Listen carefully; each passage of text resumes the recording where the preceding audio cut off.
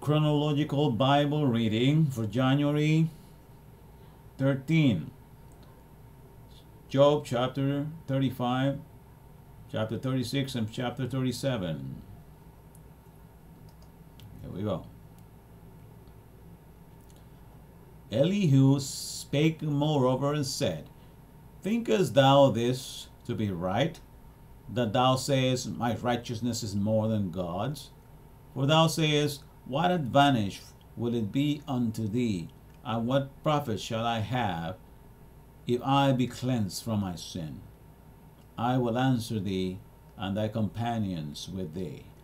Look unto the heavens, and see, and behold the clouds, which are higher than thou. If thou sinnest, what dost thou against him? If thou sinnest, what doest thou against him? Or if thy transgressions be multiplied, what doest thou against him? If thou be righteous, what givest thou to him? Let me read that one. If thou be righteous, what givest thou him?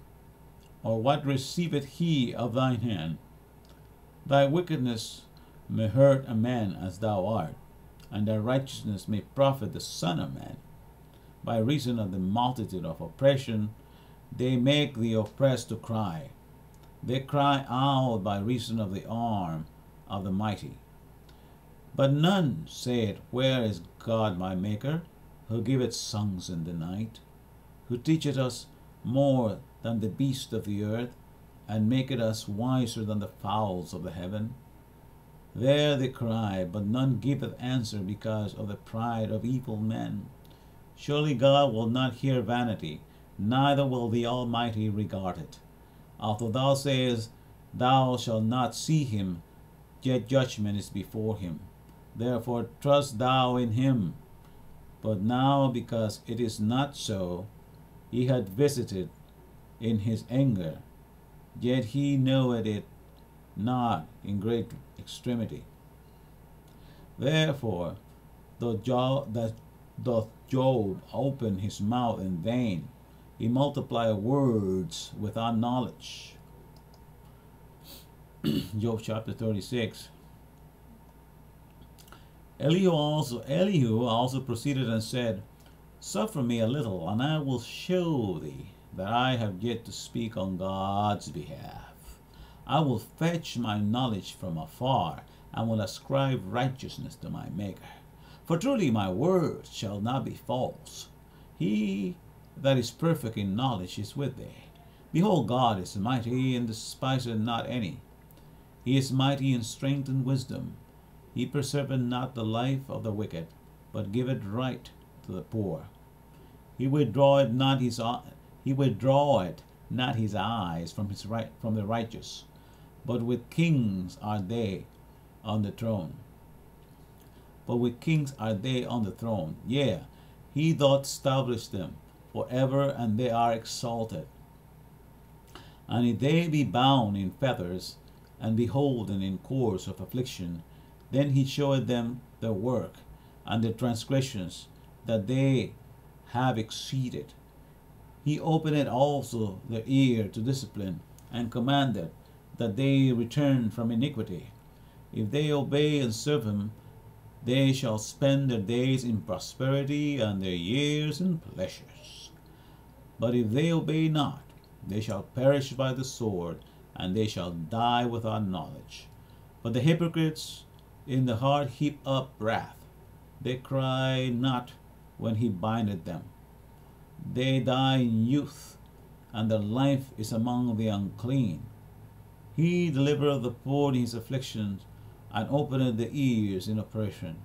Even so would he have removed thee out of the strait into the broad place, where there is no straightness, and that which should be set on thy table should be full of fatness. But thou hast fulfilled the judgment of the wicked. Judgment and justice take hold on thee. Because there is wrath, beware lest he take thee away with his stroke. Then a great ransom cannot deliver thee. Will he esteem thy riches? No, not gold, nor all the forces of strength. Desire not the night, when people are cut off in their place. Take heed, regard not iniquity, for this hast thou chosen rather than affliction.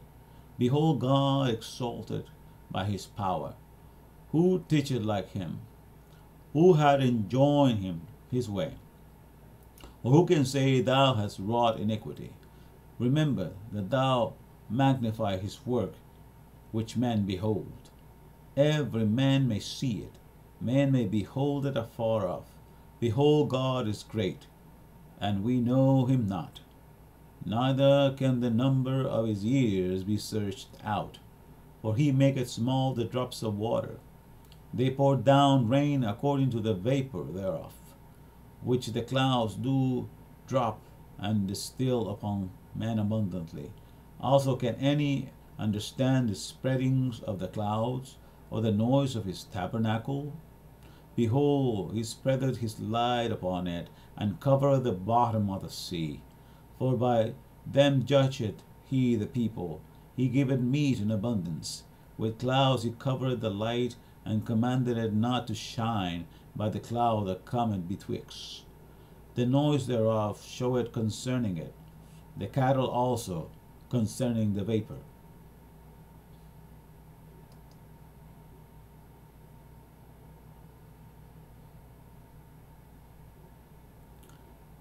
Chapter 37. All right. At this also my heart trembleth, and is moved out of his place.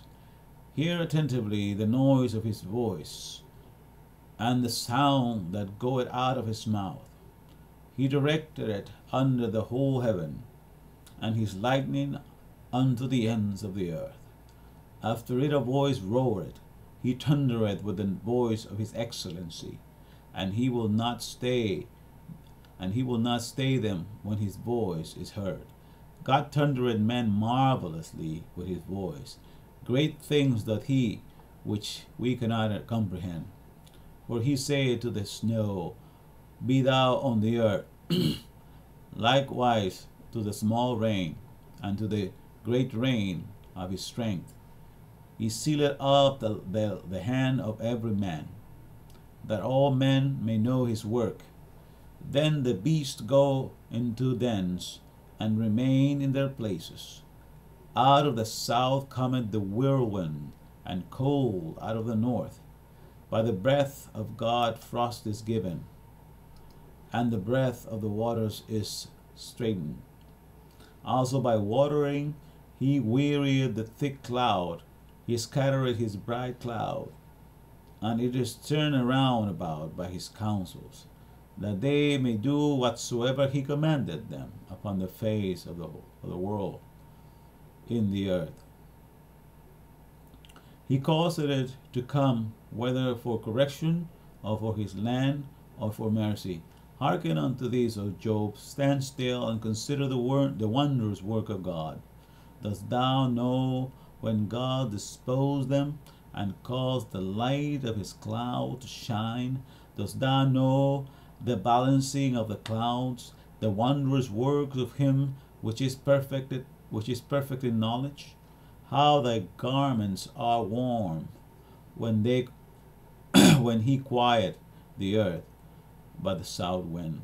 As thou with him spread out the sky which is strong, and as a molten looking glass, teach us what we shall say unto him, for we cannot order our speech by reason of darkness.